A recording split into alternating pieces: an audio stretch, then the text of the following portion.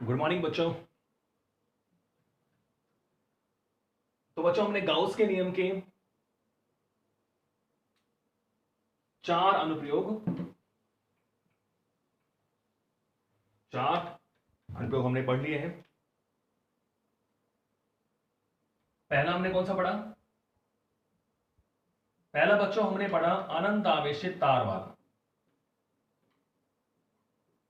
अनंत आवेशित तार वाला, सॉरी 4 नहीं 3। ठीक है, तो तार के कारण कितना विद्युत क्षेत्र था? E is equal to 2k lambda upon r, दूरी पर निर्भर कर रहा था। दूसरा जो हमने प्रयोग पढ़ा अनंत आवेशित अचालक परत के कारण। अनंत आवेशित अचालक परत के कारण, तो इसके कारण हमने कितना विद्युत क्षेत्र निकाला था? Sigma upon 2 epsilon naught. ठीक है, यानी इसके कारण जो विद्युत क्षेत्र था वो दूरी पर निर्भर नहीं करता है। तीसरा हमने जो पढ़ा वो अनंत आवेशित ही परत थी, लेकिन कैसी थी? चालक। ठीक है, और इसके कारण हमने कितना निकाला? Sigma upon epsilon not. तो हम 3 अनुप्रयोग पढ़ चुके हैं गाउस के नियम के। ठीक है, तो काफी बार पूछा जाता है तार वाला, कई बार पूछा जा चुका है। सारे इंपॉर्टेंट है इन तीनों में, लेकिन तार वाला ज्यादा इंपॉर्टेंट है। क्लियर? ये भी इंपॉर्टेंट है, अचालक परत वाला भी पूछते हैं, नहीं ज्यादा तार वाला पूछते हैं। अब जो नेक्स्ट अपन पढ़ रहे हैं वो तो बहुत ज्यादा इंपॉर्टेंट है। हम जो चौथा अनुप्रयोग पढ़ेंगे वो काफी इंपॉर्टेंट है और मोस्टली क्वेश्चन आता है इसका। क्लियर है? तो आज हम पढ़ेंगे गाउस के नियम का चौथा अनुप्रयोग। ठीक है, वो क्या है? देखो, समरूप आवेशित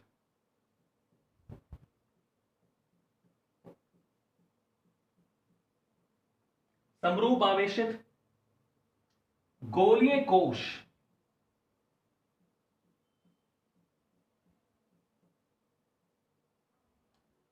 समरूप आवेशित गोलीय कोश के कारण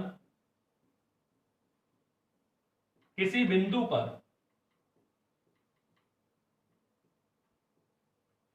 समरूप आवेशित गोलीय कोश के कारण किसी बिंदु पर विद्युत क्षेत्र की तीव्रता।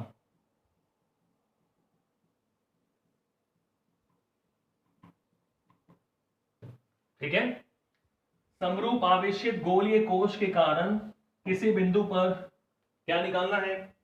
विद्युत क्षेत्र की तीव्रता हमें निकालनी है। अब देखिए बच्चों, इसमें क्या है, या तो गोलीय कोश के नाम से आ जाए या फिर आपको खोखला गोला बोल दे।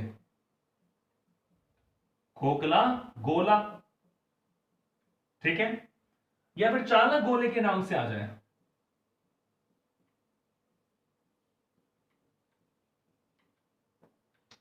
तो इन तीनों का हमारा एक ही डेरिवेशन रहेगा। क्लियर है? गोलीय कोश स्फेरिकल शेल, खोखला गोला होलो स्फीयर, या चालक गोला कंडक्टिंग स्फीयर। तो अगर इन तीनों में से कोई भी आता है तो आपको यही डेरिवेशन करना होगा। तो टॉपिक हमारा ये है समरूप आवेशित, यानी एक जैसा एक समान आवेश है, सभी जगह समान है, ऐसा नहीं है कहीं कम कहीं ज्यादा। तो समरूप आवेशित गोलीय कोश या खोखला गोला या चालक गोले के कारण भी आए तभी ये करना है। तो उसके कारण हमें क्या निकालना है? किसी बिंदु पर विद्युत क्षेत्र की तीव्रता। ठीक है, तो समझिए। अब ये बात हमने पढ़ ली है कि जैसे मान लो मेरे पास ये कोई चालक गोला है। क्या है? कोई चालक गोला, खोखला गोला बोल दे, गोलीय कोश बोल दे। तो अब हमें पता है कि जब इस गोले को अपन आवेश देंगे, जब चालक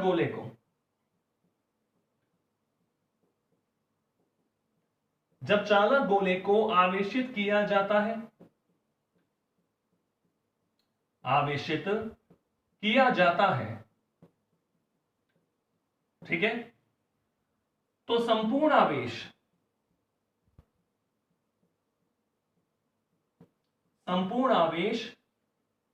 पृष्ठ पर एक समान रूप से क्या हो जाता है, वितरित हो जाता है।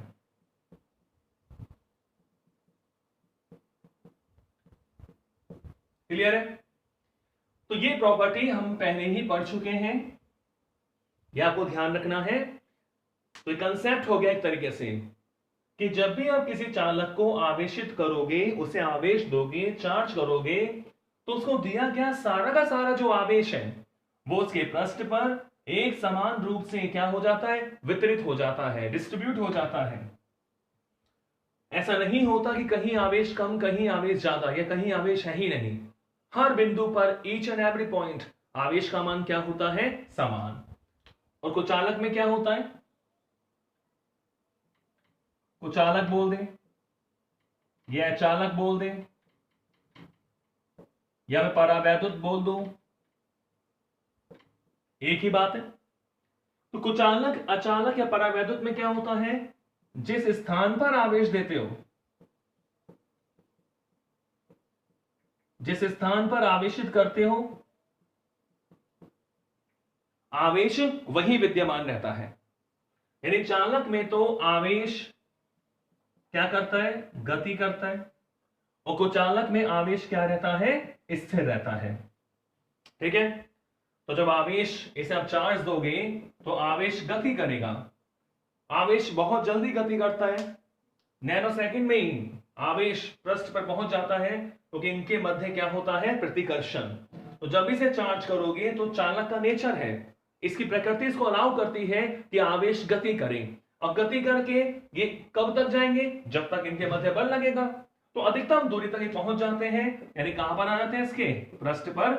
सारा का सारा जो आवेश है वो कहां पर हो जाता है, वितरित एक समान रूप से इसके पृष्ठ पर। क्लियर है? तो ये हम जानते हैं कि गोलीय कोश या खोखला गोला या चालक गोले को आवेशित करेंगे तो सारा आवेश कहां चल जाएगा, इसके पृष्ठ पर।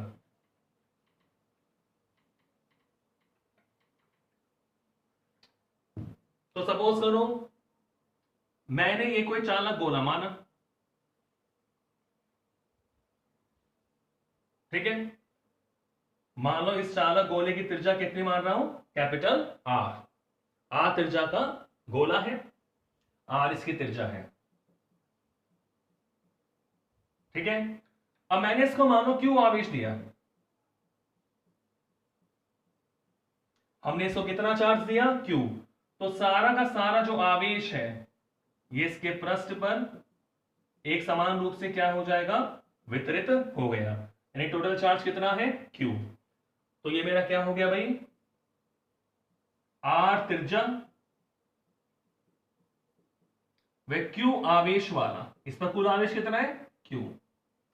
कैपिटल आर त्रिज्या व क्यू आवेश वाला खोखला गोला,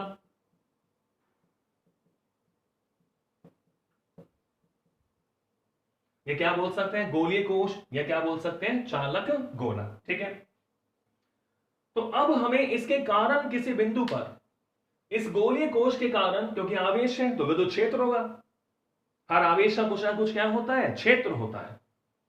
तो अब हमें इस आवेश के कारण, इस गोले के कारण, इस आवेशित चालक गोले के कारण किसी बिंदु पर विद्युत क्षेत्र निकालना है।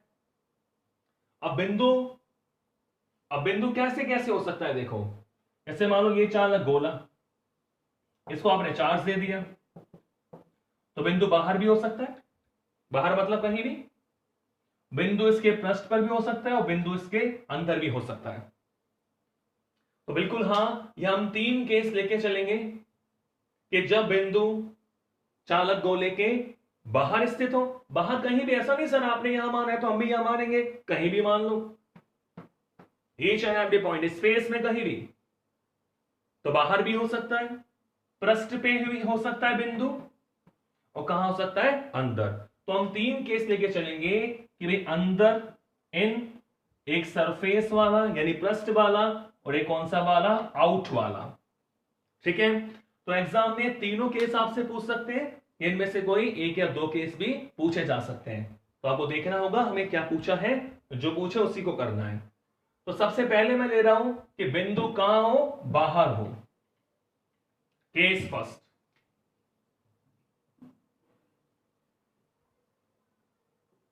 ठीक है बच्चों, तो मैं ये मान के चल रहा हूं कि हमारा जो बिंदु है, कौन सा बिंदु, जहां हमें क्या निकालना है, विद्युत क्षेत्र निकालना है। तो मैं ये मान के चल रहा हूं कि आज जो मेरा बिंदु है वो गोले के बाहर है। तो मैं क्या मान रहा हूं कि जब बिंदु गोलीय कोश के, कुछ भी लिख सकते हैं, खोखला गोला बोल दो चाहे गोलीय कोश, जब बिंदु गोलीय कोश के बाहर स्थित हो,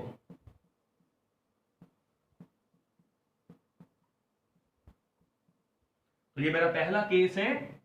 तो आपसे केस के रूप में भी पूछ सकते हैं, कोई भी एक केस दे दें या फिर तीनों भी आपसे पूछे जा सकते हैं। तो कह रहे हैं जब बिंदु गोलीय कोश के बाहर स्थित हो। अब बच्चों हम क्या मानेंगे कि जैसे ये गोला माना, त्रिज्या तो इसकी क्या हो गई, कैपिटल आर। तो मान लो यहां कोई पॉइंट मान लिया, ये बाहर हो गया, तो दूरी हम क्या लेके चलते हैं, स्मॉल आर। तो आप देख रहे हो कि जब बिंदु बाहर होगा तो स्मॉल आर ज्यादा है कि कैपिटल आर ज्यादा है। बिल्कुल आपको पता है कि जब बिंदु बाहर होगा तो ये दूरी ज्यादा है, यानी small r is greater than capital R. Clear है। जब बिंदु मान लो पृष्ठ पे हो, यहां पर हो, तो स्मॉल आर बराबर क्या हो जाएगा, कैपिटल आर। और जब बिंदु अंदर होगा, अंदर क्या हो जाएगा, small r less than R. तो ये तो बाहर वाली स्थिति के लिए हो गया, आउट।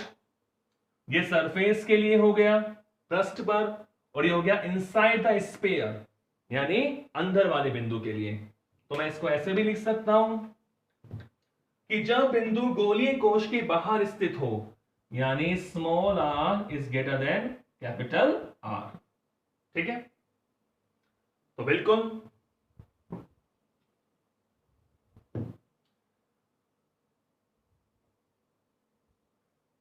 तो जैसे हमने ये चालक गोला माना, ठीक है, इसकी त्रिज्या कितनी है, कैपिटल आर। क्लियर है। और इसके पृष्ठ पर एक समान रूप से कितना आवेश है, क्यू आवेश। कितना आवेश है भाई, क्यू आवेश। अब मैंने माना कि मेरे पास ये कोई पॉइंट है पी, जिसकी दूरी कितनी है, स्मॉल आर। ये वो पॉइंट है सेंटर। ठीक है, तो यहां पर मैं मान रहा हूं कि जो ओपी बराबर है वो कितना है, स्मॉल आर। तो मैंने क्या करा, इस पॉइंट पी को बाहर मान लिया चालक गोले, खोखले गोले या गोलीय कोश के। तो मुझे इस बिंदु पर गाउस के नियम से क्या निकालना है, बिल्कुल विद्युत क्षेत्र आपको निकालना है। क्लियर है। तो बिल्कुल गाउस का नियम सुनते ही आपको मालूम है कि सबसे पहला स्टेप क्या होता है कि गाउसीय पृष्ठ मानो। और बच्चों गाउसीय पृष्ठ भी ऐसे मानिए कि वो सममित हो। सममित का मतलब क्या होता है कि उसके हर बिंदु पर, ईच एंड एवरी पॉइंट, उसके हर बिंदु पर विद्युत क्षेत्र का मान एक समान हो। तो हमें इस आवेश को ऐसे परिबद्ध करना है कि ताकि उस पृष्ठ के, उस गाउसीय पृष्ठ के हर बिंदु पर क्षेत्र क्या हो जाए, समान हो जाए। तो बिल्कुल आप जानते हैं गोले को तो गोले से परिबद्ध करिए, तभी पूरा परिबद्ध होगा। तो सपोज करो इस पूरे क्यू आवेश को परिबद्ध करा मैंने, बाहर है, तो मैंने इस तरह गाउसीय पृष्ठ की रचना करी। ये देखो, ये मेरा क्या है बच्चों, गाउसीय पृष्ठ।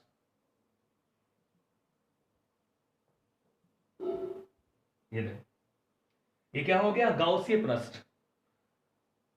तो हमारा बिंदु कहां है, गाउसीय पृष्ठ पर स्थित है।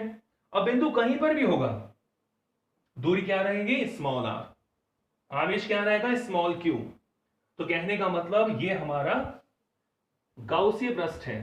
कौन सा, स्मॉल आर त्रिज्या वाला। कैसा पृष्ठ है, गोलाकार।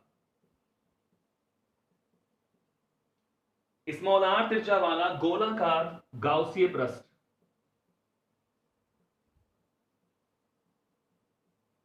स्मॉल आर त्रिज्या वाला गोलाकार गाउसीय पृष्ठ। और ये क्या है, ये वही हमारा गोलीय कोश है, कैपिटल आर त्रिज्या वाला गोलीय कोश।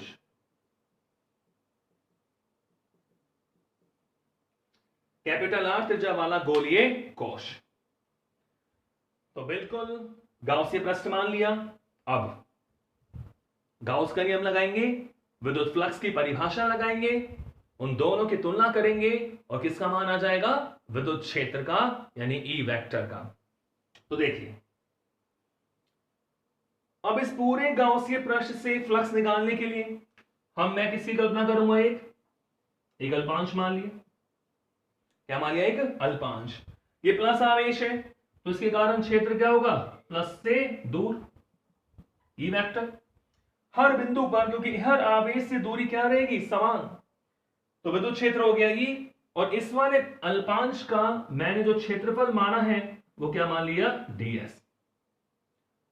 पूरे गोले का तो क्या हो जाएगा, स्मॉल आर त्रिज्या वाले गोलाकार गाउसीय पृष्ठ का क्षेत्रफल कितना होगा, 4 पाई आर स्क्वायर। तो मैंने छोटा सा अल्पांश लिया है क्योंकि जब सममितता होती है तो अपन एक अल्पांश के लिए मान निकाल लेंगे और उसका क्या कर देंगे, समाकलन। तो इसका अनुप्रस्थ क्षेत्रफल हमने ले लिया, सॉरी इसका जो क्षेत्रफल सदिश हमने ले लिया ds। वो पृष्ठ के हमेशा कैसा होता है, लंबवत। तो दोनों के मध्य एंगल कितना हो गया, थीटा बराबर 0। ठीक है, तो चलो आगे चलें।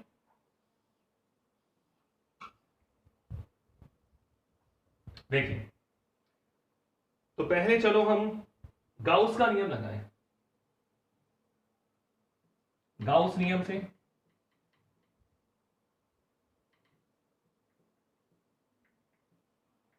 गाउस के नियम से तो विद्युत फ्लक्स फाई ई बराबर क्या होता है, summation Q upon epsilon not. Clear है, समेशन क्यू का मतलब होता है परिबद्ध आवेश। और हमारा चौथा एप्लीकेशन चल रहा है तो आप ये समझ रहे होंगे, तो वे सेम रिपीट हो रहा है, परिबद्ध आवेश बटा एप्सिलॉन नॉट, परिबद्ध आवेश बटा एप्सिलॉन नॉट। तो बताओ गाउसीय पृष्ठ ने कितना आवेश को परिबद्ध किया हुआ है, ये गोलाकार गाउसीय पृष्ठ। तो आप देख रहे हैं इसने सारा का सारा क्यू आवेश क्या कर लिया, परिबद्ध कर लिया। आवेश कोई बाहर तो नहीं है, बिल्कुल नहीं है, सारा का सारा क्यू आवेश इस गाउसीय पृष्ठ में क्या है, परिबद्ध है। तो समेशन क्यू का मतलब क्या हो गया, क्यू अपॉन एप्सिलॉन नॉट, और this is equation number first. ठीक है, तो हमने गाउस के नियम से फ्लक्स निकाल लिया which is Q upon epsilon not. अब क्या करेंगे बच्चों, अब लगाएंगे विद्युत फ्लक्स की परिभाषा। विद्युत फ्लक्स की परिभाषा से, विद्युत फ्लक्स की परिभाषा से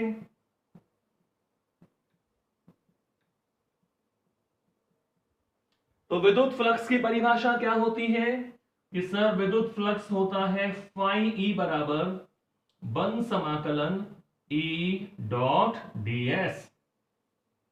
क्योंकि बंद पृष्ठ है इसलिए हम कई बार बोल चुका हूं मैं कि समाकलन के चिन्ह के ऊपर क्या लगा देते हैं, सर्किल का निशान, वृत्त का निशान। ये शो करता है कि पृष्ठ आपका बंद है। तो बंद समाकलन ई डॉट ds। क्लियर है, तो बच्चों फाई ई बराबर बंद समाकलन ई डॉट ds का मतलब ई ds cos थीटा, क्योंकि डॉट मल्टीप्लिकेशन है, ए डॉट बी बराबर होता है ए बी cos थीटा। तो ई डॉट ds क्या हो गया, ई ds cos थीटा, और थीटा किसके बीच में कोण है, ई और ds के मध्य। कितना है, 0। चलो मान रखते हैं, तो phi E is equal to बंद समाकलन ई ds cos 0। थीटा 0 है ना, cos 0, और cos 0 कितना होता है, cos 0 होता है 1। तो इसके बाद मैं यहां लिख रहा हूं कि फाई इज इक्वल टू, देखो phi is equal to EDS, यानी बंद समाकलन ई ds। चूंकि cos 0 इज इक्वल टू कितना होता है 1 EDS। अब ये तो नियत है, ये एक समान है। बिंदु को आप पृष्ठ पर कहीं भी मान लो, विद्युत क्षेत्र क्या रहेगा नियत। और अब तो आप जानते हो कि जो नियत होता है उसे समाकलन से बाहर ले लेते हैं।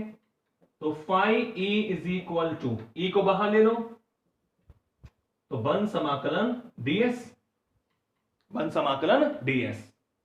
अब ds का मतलब है अल्पांश का क्षेत्रफल, और बन समाकलन का मतलब क्या है कि ds ds, ये सारे ds बना दो आप, ds ds ds ds ds। तो इस गोलाकार गाउसीय पृष्ठ का क्षेत्रफल। बंद समाकलन ds का मतलब है ये जो हमने r त्रिज्या वाला गाउसीय पृष्ठ बनाया है इसका क्षेत्रफल। तो गोलाकार गाउसीय पृष्ठ का क्षेत्रफल, गोले का क्षेत्रफल जिसकी त्रिज्या स्मॉल r हो, उसका क्षेत्रफल कितना होता है, बिल्कुल 4 पाई r स्क्वायर, यानी E इंटू क्या हो जाएगा 4 पाई r स्क्वायर। और this is equation number 2। Phi E बराबर आ गया E into 4 pi r square. तो हमने गाउस के नियम से फ्लक्स निकाल लिया, और विद्युत फ्लक्स की परिभाषा से भी हमने क्या निकाल लिया बच्चों, फ्लक्स निकाल लिया। अब बताओ क्या करते हैं, पहले गाउसीय पृष्ठ माना, फिर विद्युत फ्लक्स की परिभाषा लगाई या गाउस का नियम लगाया, दोनों से फ्लक्स निकाल लिया। अब इनके क्या करेंगे, तुलना कर देंगे। तो समीकरण नंबर 1 व 2 की क्या कर दें, तुलना।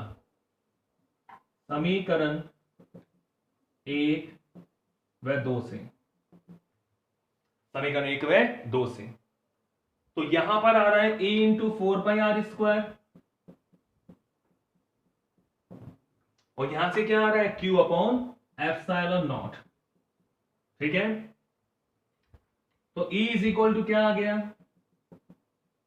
नीचे ले जाओ 4 पाई एप्सिलॉन नॉट, ये 4 पाई r स्क्वायर को नीचे ले जाए, तो 4 pi epsilon naught Q upon r square is equal to 1 upon 4 pi epsilon naught Q upon r square. तो बच्चों इसका मतलब क्या हुआ, E बराबर KQ अपॉन r स्क्वायर।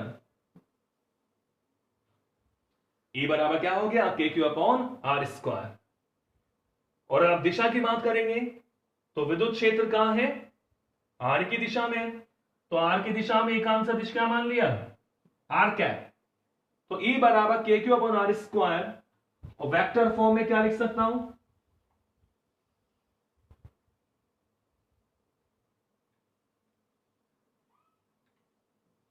देखो KQ अपॉन r स्क्वायर सदिश रूप में क्या लिखेंगे, सदिश रूप में, सदिश रूप में इसकी दिशा लिखें कि sir E vector is equal to KQ upon r square r cap. Clear. तो इस इक्वेशन को मैं मान लेता हूं थर्ड, ये हो गई 4 और ये क्या हो गई 5। तो विद्युत क्षेत्र होगा r कैप की दिशा में, यानी त्रिज्य दिशा में। विद्युत क्षेत्र कौन सी दिशा में, त्रिज्य दिशा में, रेडियल। जो विद्युत क्षेत्र डायरेक्शन है वो क्या है बच्चों, रेडियल है, रेडियल यानी इस त्रिज्या के अनुदिश, रेडियल। ठीक है। अब ये जो हमने समीकरण नंबर 4 में फॉर्मूला लिखा है कि E is equal to KQ upon r square, तो बिल्कुल आपने पहले भी पढ़ा हुआ है कि ये वाला जो फॉर्मूला, ये जो हमने डेरिवेशंस करा है, ये पहले भी आपने पढ़ा है कि Q आवेश से स्मॉल r दूरी पर इतना ही विद्युत क्षेत्र होता है KQ अपॉन r स्क्वायर। तो आप देख रहे हैं दूरी r कहां से, बिंदु O से। तो ऐसा लगता है कि सारा का सारा जो आवेश है वो सेंटर पे है, यानी अगर बलरेखा में बनाऊं, देखो प्लस से दूर, प्लस से दूर, प्लस से दूर, प्लस से दूर, अगर बलरेखा को पीछे की तरफ बढ़ाएं,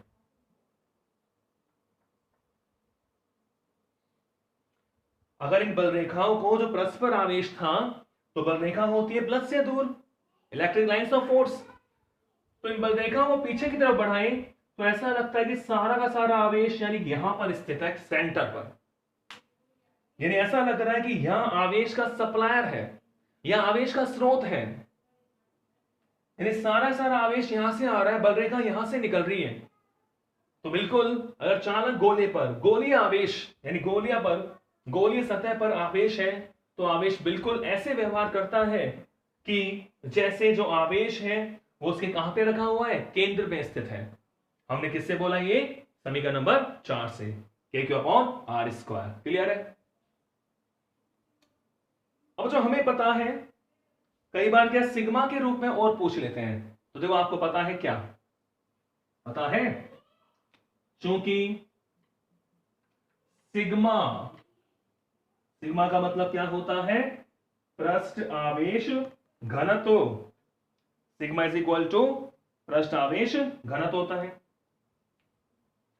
तो सिग्मा क्या होता है, बिल्कुल आवेश बटा क्षेत्रफल यानी q/4πr²।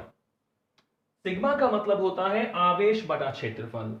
गोले का क्षेत्रफल, यहां हमने दूरी क्या मानी है, कैपिटल आर, गोले की बात कर रहे हैं। इस गोले की त्रिज्या कितनी है, कैपिटल आर, तो इसके लिए सिग्मा कितना होगा, आवेश कितना q, और गोले का क्षेत्रफल कितना है 4πr²।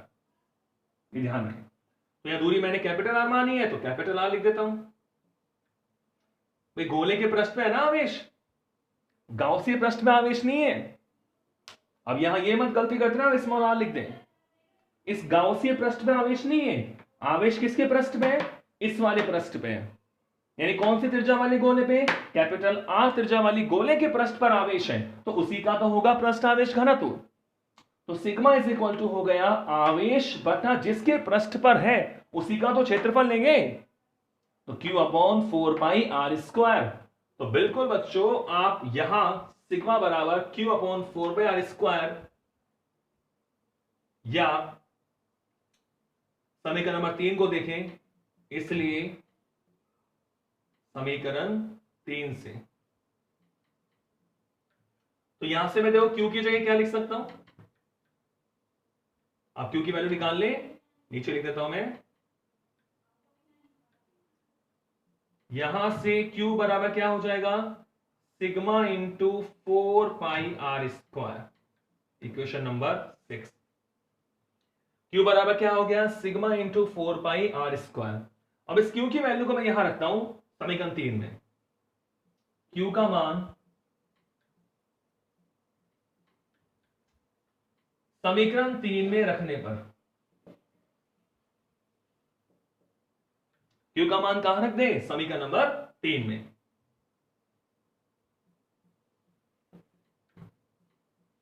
समीकरण 3 में रखने पर तो 3 समीकरण ये रही, तो कहने का मतलब ये हुआ जो विद्युत क्षेत्र का मान है वो सिग्मा के रूप में क्या होगा। तो चलो देखते हैं, E इज इक्वल टू, देखो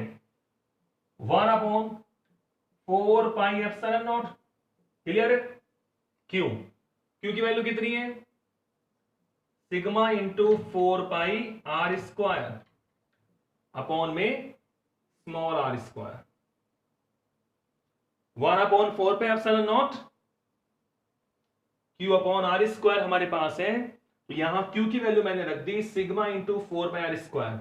और देखो 4π से 4π क्या हो गया बच्चों, कैंसिल हो गया, तो सिग्मा के रूप में हमें क्या मान मिलेगा, E इज इक्वल टू, अब देखो सिग्मा पृष्ठ आवेश घनत्व है और ε0 निर्वात की विद्युतशीलता, तो इसको मैं ऐसे लिख देता हूं कि सिग्मा अपॉन ε0 और ये capital R² upon small r², तो दोनों को साथ लिख दूं मैं कि capital R upon small r का होल स्क्वायर। तो आप इसको भी याद रखें न्यूमेरिकल्स के लिए। इक्वेशन नंबर 7 क्लियर है। Sigma upon ε0 R upon small r का होल स्क्वायर, क्लियर। ये तो है k/r², और सिग्मा के रूप में क्या होगा, sigma upon ε0 capital R upon small r का होल स्क्वायर। तो ये था जब गोलीय कोश के बाहर बिंदु स्थित हो, तो अब हम करेंगे जब गोलीय कोश के सतह पर हो और उसके बाद क्या करेंगे, अंदर हो। क्लियर है। तो ये तो केस फर्स्ट था कि जब हमारा बिंदु गोलीय कोश के बाहर हो। अब मैं बात करता हूं सतह के लिए।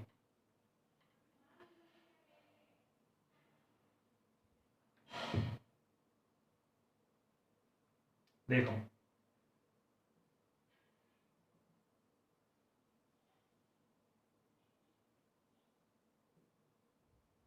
केस सेकंड, तो पूरा केस फर्स्ट है ही, तो यही मैं ले रहा हूं केस सेकंड। क्या है कि जब बिंदु गोलीय कोश के गोलीय कोश की सतह पर स्थित हो,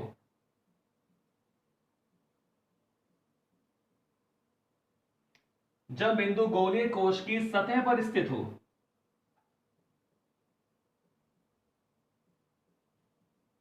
सतह का मतलब क्या होगा कि भाई ये हमारे पास गोलीय कोश था, इसकी त्रिज्या कितनी है कैपिटल आर, और ये जो आवेश है इसके पृष्ठ पर वो कितना है क्यू, इसके पृष्ठ पर आवेश कितना है क्यू। अब बोलो पॉइंट भी यही है, मान लो ये पॉइंट हो गया, ये पॉइंट है, तो इसकी त्रिज्या हमने क्या मान ली स्मॉल आर। भाई पॉइंट जो है हमारे पास P, उसकी केंद्र से दूरी क्या है स्मॉल आर, तो जब सतह पे होगा तो स्मॉल आर बराबर क्या हो जाएगा कैपिटल आर। ठीक है, तो अब यही गाउसियन पृष्ठ बन जाएगा।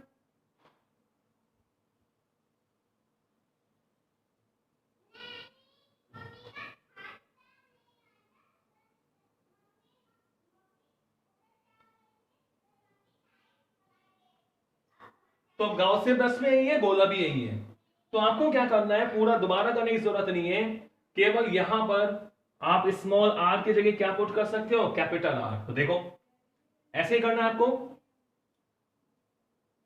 पूरा इसमें करने की जरूरत नहीं है। आप अगर बाहर वाला निकाल दो उसमें आप रख सकते हो स्मॉल आर की जगह कैपिटल आर। तो देखिए कि समीकरण 4 में small r is equal to capital R रखने पर, ठीक है, तो ये तो मैं मान लेता हूं आउट यानी बाहर,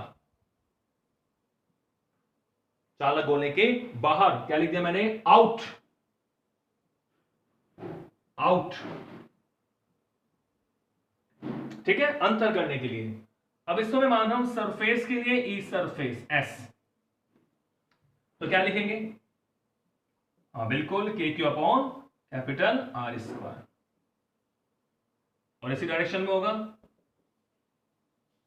आर की दिशा में होगा के Q upon capital R square. ठीक है, और देखिए समीकरण 7 से देखो,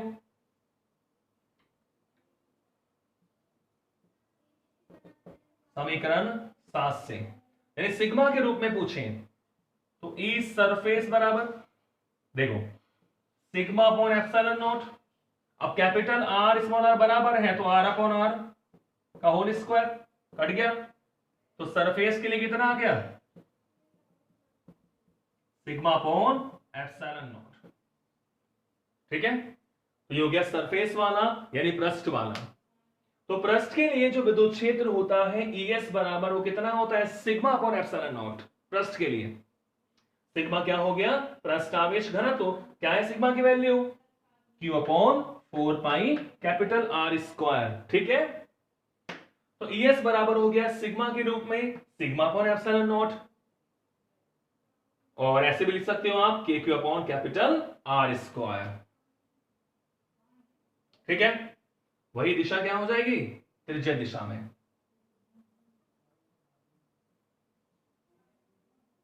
रेडियल।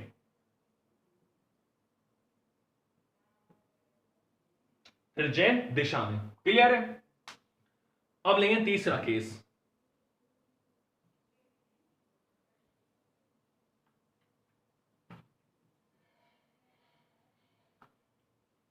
तो हमने बाहर वाला पढ़ लिया के Q upon small R square या sigma upon epsilon naught capital R upon small R का होल स्क्वायर।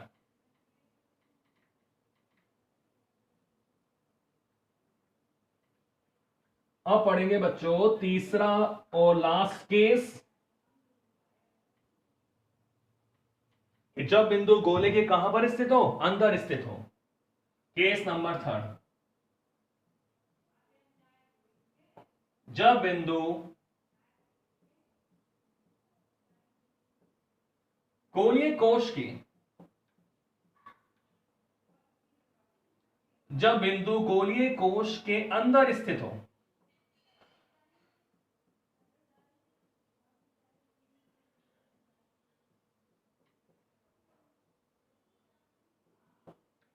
जब बिंदु गोलीय कोश के कैसा हो बच्चों, अंदर स्थित हो। अब अंदर कोई बिंदु मानोगे तो स्मॉल आर लेस देन क्या हो जाएगा, कैपिटल आर। क्लियर है?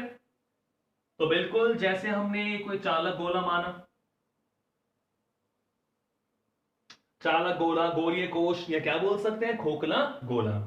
तो इसके पृष्ठ पर एक समान रूप से आवेश परिबद्ध था, आवेश स्थित था, कितना, स्मॉल क्यू। और इस चालक गोले के सेंटर से जो दूरी है पृष्ठ तक की, यानी इसकी त्रिज्या कितनी है, कैपिटल आर। तो ये तो हो गया खोखला गोला।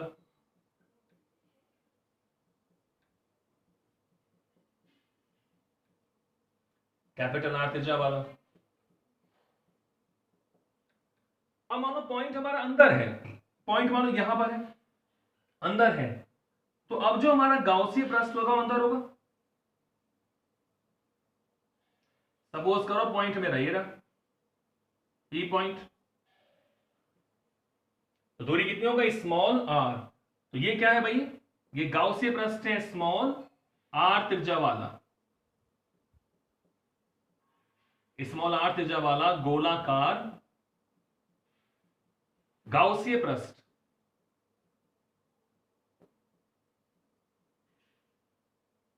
क्लियर है?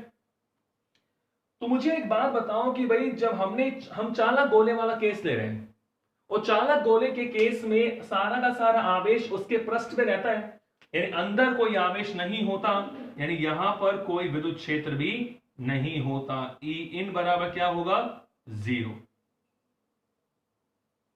चालक गोले के अंदर कोई आवेश परिबद्ध नहीं है, तो यहां विद्युत क्षेत्र भी क्या होगा, 0। तो आप कैसे कर सकते हो, देखो चूंकि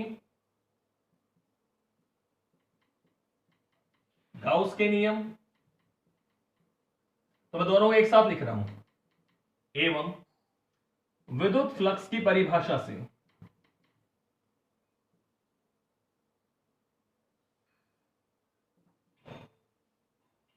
गाउस के नियम एवं विद्युत फ्लक्स की परिभाषा से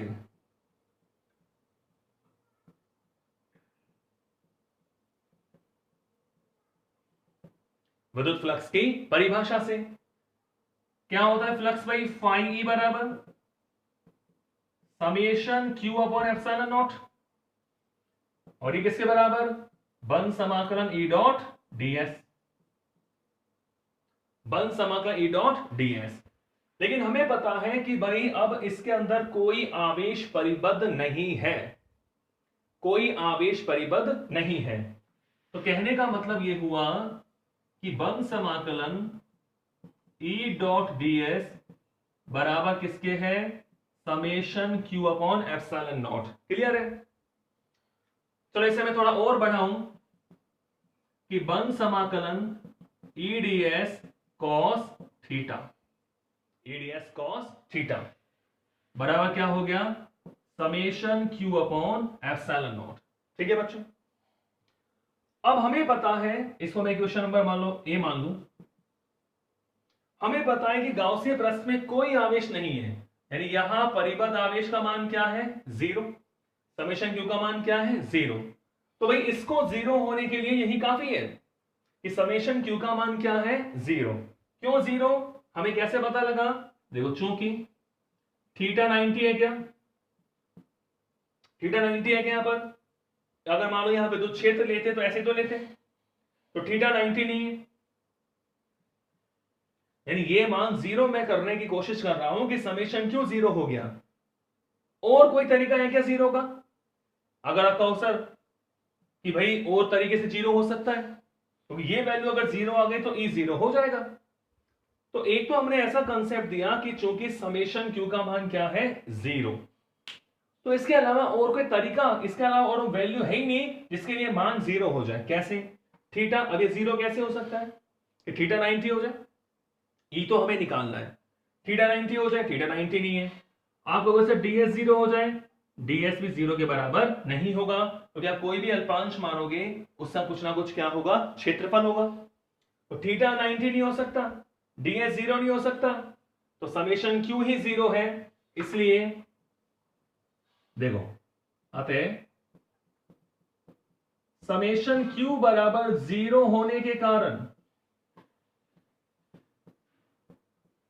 समेशन q बराबर 0 कहने का मतलब यह हुआ कि मैं इसको 0 कर रहा हूं तो इसका मान क्या हो गया, 0। अब आप देखोगे थीटा भी है, तो अगर मान लो थीटा 90 होता फिर तो समेशन q 0 हो चाहे नहीं हो, cos 90 क्या होता है, 0। तो यहां पर केवल समेशन q ही 0 है, तभी ई 0 आ रहा है। ना तो थीटा 90 हो सकता है, ना ds 0 हो सकता है, क्योंकि ds किसी अल्पांश का क्षेत्रफल होगा तो कोई ना कोई उसका मान होगा। अतः समेशन q बराबर 0 होने के कारण समीकरण ए से, समीकरण ए से बन समाकलन ई ds cos थीटा क्या हो गया, 0। ठीक है, अब ds cos थीटा कभी भी 0 नहीं हो सकता, यानी e बराबर क्या हो जाएगा, 0, क्योंकि ds 0 नहीं है, cos थीटा 0 नहीं है। तो e इन बराबर कितना आ गया बच्चों, 0। तो चालक गोले के अंदर कोई आवेश परिबद्ध नहीं होता, इसलिए जो विद्युत क्षेत्र का मान है वो किसके बराबर है, 0 के बराबर। ये हो गया केस नंबर 3।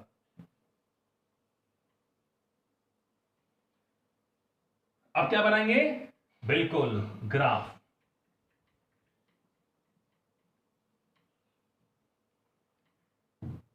तो हमने क्या पढ़ा कि गोलीय कोश के कारण, अब गोलीय कोश आ जाए या चालक गोले के लिए बोल दे, या और क्या बोल दे, खोखले गोले के लिए बोल दे। गोलीय कोश, चालक गोला या खोखला गोला,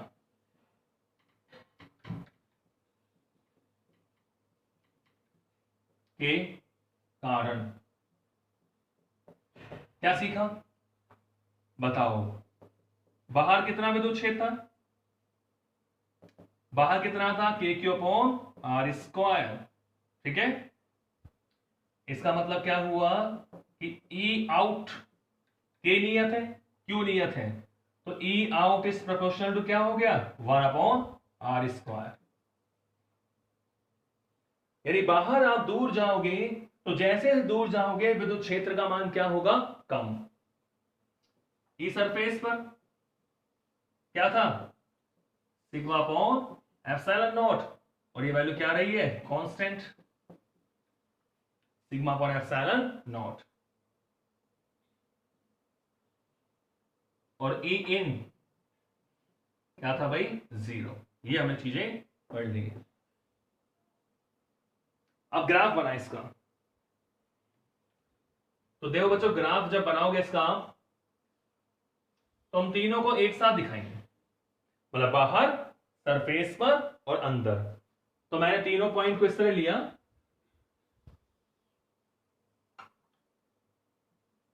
ये तो बच्चों हो गया विद्युत क्षेत्र E।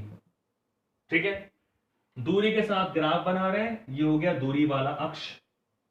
E और R के मध्य क्या बना रहे हैं, ग्राफ। तो मैं इसको क्या करूंगा, 3 भागों में बांटूंगा, बाहर, सरफेस पर और अंदर। तो सपोज करो मैंने ये लिया भाई, ये सरफेस है, सरफेस का मतलब जब स्मॉल r बराबर क्या हो जाता है, कैपिटल R। ठीक है, small r is equal to किसके बराबर हो गया, कैपिटल R के। अब इससे अंदर अंदर हो जाएगा भाई। यहां तो आर का मान इस तरह बढ़ रहा है, पीछे जाओगे मान क्या होगा, कम। तो यहाँ r less than capital R है और यहाँ क्या हो जाएगा, r is greater than capital R. और इस वाले पॉइंट पर आर बराबर क्या है, कैपिटल आर सरफेस पर। तो चलो दूरी लेके चले। तो अंदर की बात करें, ये इन, ये सरफेस और ये क्या हो गया, आउट। तीन भाग बना लिए ग्राफ में। तो आर का मान जब कैपिटल आर से कम है, तो ये वाला केस कौन सा था, आर लेस देन आर। ये वाला केस कौन सा था, आर ग्रेटर देन आर। और ये वाला केस कौन सा है, जब r is equal to capital R. तो आप देख रहे हो कि जब r less than capital R होता है तो विद्युत क्षेत्र का मान क्या रहता है, 0। यानी यहां से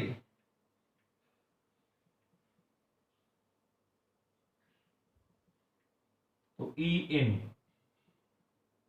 बराबर क्या है, 0। समझ गए, इसको मैं थोड़ा डार्क कर दिया। यानी विद्युत क्षेत्र का मान क्या है, 0।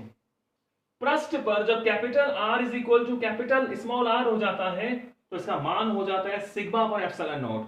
यानी कुछ मान हमें मिला तो पृष्ठ पर यानी मान इतना आ गया, यानी ये जो वैल्यू है ये। तो इस लाइन को आप मत बना तो कंफ्यूज हो जाओगे, नहीं तो अंदर वाला मत समझ लेना इसको। अंदर तो ये रहा, तो सरफेस पर यानी ये वाला पॉइंट, यहां ई सरफेस कितना है, सिग्मा अपॉन एप्सिलॉन नॉट। और बच्चों ये वैल्यू क्या हो जाएगी, मैक्सिमम। ठीक है, क्योंकि आप देख रहे हो बाहर जैसे जैसे आर का मान बढ़ेगा विद्युत क्षेत्र का मान क्या होगा, कम। और समानुपाती 1/r²। तो ये बनेगा इस तरह, यानी E out is proportional to 1/r²। जैसे जैसे स्मॉल आर का मान बढ़ रहा है वैसे वैसे विद्युत क्षेत्र का मान कम होगा, अंदर 0। अंदर से जैसे पृष्ठ पे आए विद्युत क्षेत्र का मान हो गया अधिकतम, मैक्सिमम। यानी सरफेस पे चालक गोले के पृष्ठ पर विद्युत क्षेत्र का मान अधिकतम होता है, अंदर 0 होता है। और बाहर हो गया, दूरी के साथ साथ इसका मान क्या हो रहा है, कम हो रहा है। क्लियर है। तो ये हमारा टॉपिक था आज का, कि समरूप आवेशित चालक गोले के कारण विद्युत क्षेत्र की तीव्रता। आप चालक गोला बोल दो, चाहे आप खोखला गोला बोल दो, होल स्फीयर, चाहे से आप गोली कोश यानी स्फेरिकल शेल भी बोल सकते हैं। तो हमने यहां 3 केस लिए, एक तो चालक गोले के बाहर, एक पृष्ठ पर और एक सतह पर। ठीक है, तो बिल्कुल आपको समझ में आ गया होगा। तो आज के वीडियो में इतना ही। तो मिलते हैं एक नए इंटरेस्टिंग टॉपिक के साथ, जो गाउस के नियम का लास्ट अनुप्रयोग पढ़ेंगे अपन अगले वीडियो में। 5वां अनुप्रयोग, ये चौथा था, इसका नाम रहेगा अचालक गोला लेंगे। अचालक गोला लास्ट पढ़ेंगे अनुप्रयोग, अचालक गोला वाला।